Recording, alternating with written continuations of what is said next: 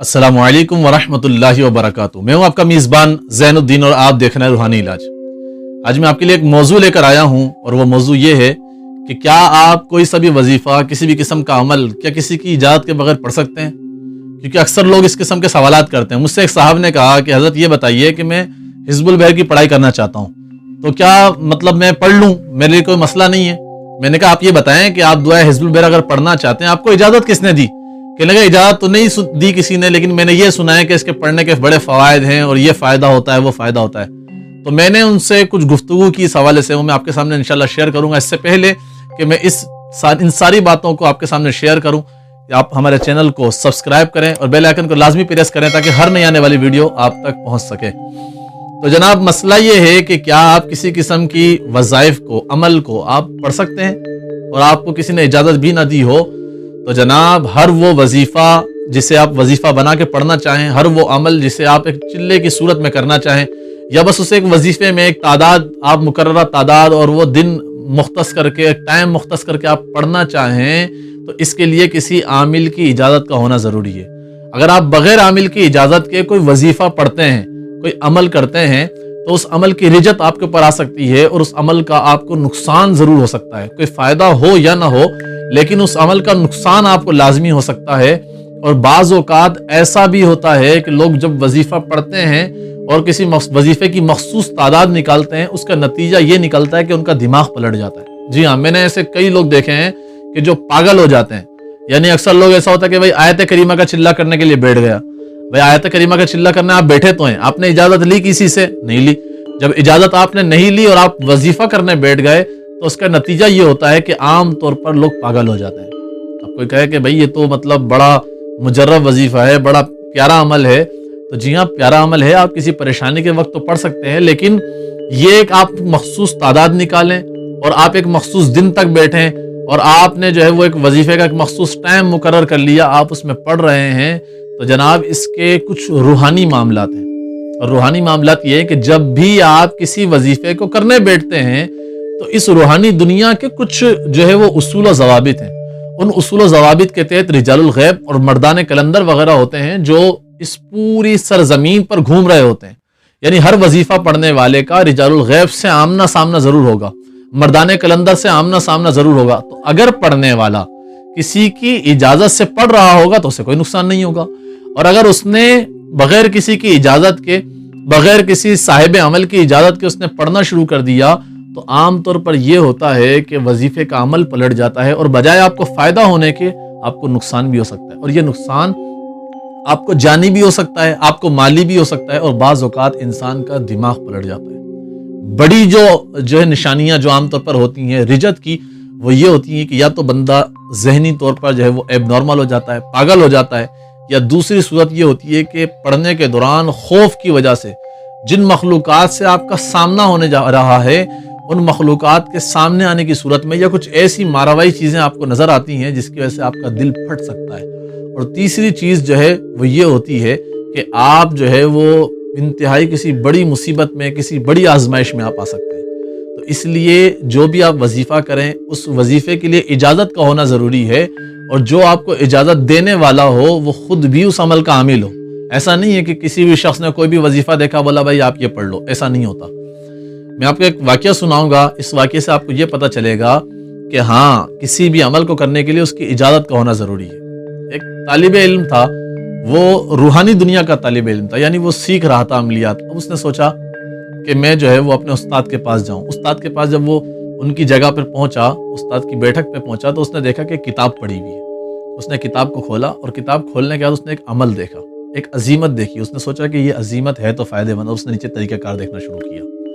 जब वो नीचे तरीक़ेकार देखता है तो वो एक पूरा तरीक़ेकार लिखा हुआ कि आप ऐसे पढ़ें, ऐसे पढ़ें, ऐसे पढ़ें, तो 4 जो है वो मौकिलात हाजिर होंगे, और वो 4 मौकिलात जो है वो आपके किसी भी मसले में मुआविन होंगे। आप जो अपना मसला हल करना चाहें, आप उन 4 को बुलाएं और उनके ज़िम्मे काम लगाएं, आपका मसला हल हो जाएगा। अब वो पढ़ के बड़ा खुश हुआ। अब चूंकि वो था भी शौकीन और फिर दूसरी बात वो था भी तालिब इल्म इस फील्ड का, उसने सोचा कि ठीक है उस्ताद को बताने की क्या ज़रूरत है, पढ़ाई मैं करता हूँ और इसका मुझे फ़ायदा होगा। अब उसने क्या किया कि उसने अपने घर के अंदर एक जगह पर चंद दोस्तों से बात की कि भाई 4 अफराद पढ़ाई के लिए चाहिए। تو ایک کام کرو 3 تم آ جاؤ 1 میں ہو جاؤں گا اور ہم جو ہے وہ پڑھائی کریں گے, پھر وہ فلاں جو ہے وہ بزرگ کی حاضری ہوگی, فلاں موکلات حاضر ہوں گے, ہم اپنا کام نکلوائیں گے. اچھا جی راضی ہو گئے. انہوں نے کیا کیا, ایک بہت بڑا ٹب پانی کا لیا جو طریقہ کار تھا پڑھائی کا, اور اس ٹب کے اندر پانی بھر کے چاروں بندے چاروں طرف بیٹھ گئے. اب عزیمت شروع کی.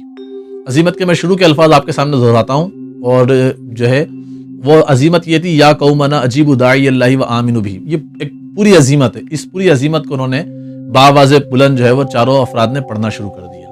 تھوڑی دیر تک تو وہ پڑھتے رہے, پڑھتے جب اکتاہٹ ہونے لگی اور کچھ بھی نہیں ہوا, تو وہ جو 3 دوست تھے, جو فقط دوست تھے, جن کا اس فیلڈ سے کوئی تعلق نہیں تھا لیکن بس اس کے بولنے پر آ گئے تھے, اب انہوں نے کیا کیا, انہوں نے ٹھٹا مذاق ہنسی کرنا شروع کر دیا. ابے بھائی کچھ نہیں ہوتا, اسے کہنے کی باتیں ہیں, یہ سب ایسے ہی تم, یہ بول کے وہ سائڈ پہ ہو گیا, یہ پڑھتا رہا. اب یہ کافی دیر تک پڑھتا رہا. اب وہ وقت جو تھا وہ جمعے کی نماز کا وقت تھا. اب اس کے ذہن میں پتہ نہیں کیا آیا, اس نے بولا بھائی یہ سب, اس کے بھی دماغ میں ہے کہ یار یہ ایسے ہی لکھا ہوگا, کوئی فائدہ نہیں. اس نے کیا کیا, اس نے وہ پانی کے پورے ٹب کو اٹھایا اور ٹب کو اٹھا کے لے کے واش روم میں پلٹ دیا. اب اس پانی کو اس نے پھینکا کہاں پہ, واش روم میں. پانی کو پھینکنے کے بعد پھر وہ نکل گیا اپنے کام میں, نماز پڑھنے گیا. اب جب نماز پڑھ کے وہ واپسی آتا ہے تو اس کی طبیعت خراب ہوتی ہے, یعنی ہلکا سا بخار چڑھا. پھر جب شام کا وقت ہوا, اس بخار سے اس کی کیفیت اتنی بڑی یہاں تک کہ وہ چلنے پھرنے سے قاصر ہو گیا. اب بخار ہوتا ہے, طبیعت خراب ہوتی ہے, ذہن میں بات آتی ہے طبیعت خراب ہے. اس کی کنڈیشن اس قدر بگڑنے لگی یہاں تک کہ اس کا دم گھٹنے لگا. رات ہونے تک اس کی یہ کیفیت تھی کہ اس کا دم گھٹنے لگتا, اس کو ایسا لگتا جیسے کہ اس کی سانس رک رہی ہے. یہاں تک کہ چند دنوں میں ہوتے ہوتے معاملہ یہاں تک بگڑا کہ اس بچے کے جسم پر گوشت ختم ہو گیا اور اس کی ہڈیوں سے اس کی کھال چپک گئی. اور اس کی کمزوری کا یہ عالم تھا کہ اسے 2 بندے اٹھا کے بٹھاتے تو وہ بیٹھتا, اسے لٹاتے تو وہ لیٹتا, وہ اپنے آپ سے کروٹ لینے سے بھی قاصر ہو گیا.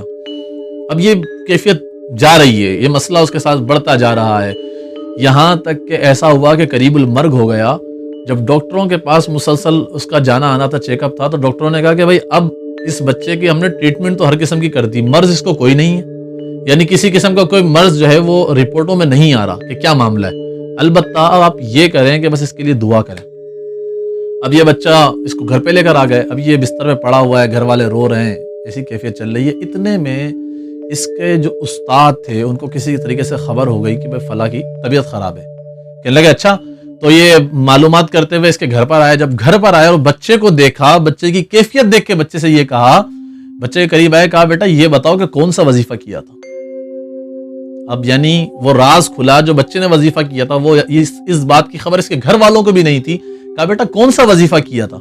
کہنے لگا کہ میں نے فلا وظیفہ. بولا اچھا بیٹا ایک کام کرو. انہوں نے فوراً ایک جو ہے وہ تعویذ لکھا, اشکال لکھا, گھر والوں کو کہا کہ پانی گرم کرو, یہ اشکال اس میں ڈالو, اس پانی سے اس کو بھی ہاتھوں ہاتھ نہلاؤ.